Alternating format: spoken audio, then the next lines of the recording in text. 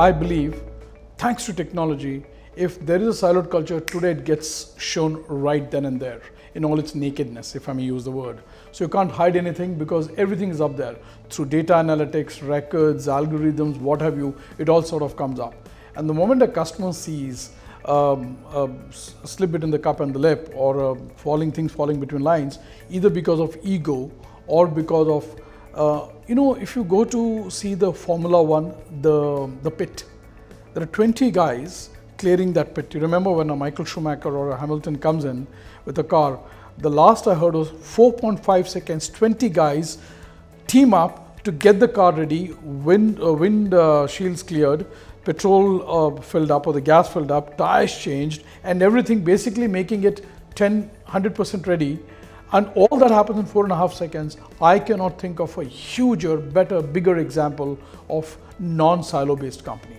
The moment silo comes in, then there is somewhere a very, if I may use a term, an indisciplined gesture of an impulsive heart and a mind.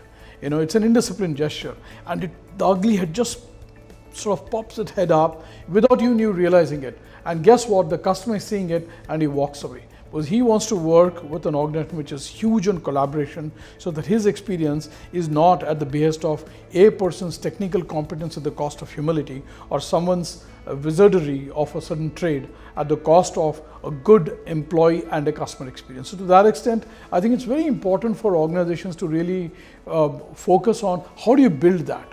So to tell you one, I really want to talk about this a little. Imagine if this is an x-axis and a y-axis, all right? X-axis is diversity, y-axis is inclusiveness. 0 to 9, 0 to 9, okay? Imagine if you're on a 9-1, which means you're high on diversity, which is 9, and 1 on inclusiveness.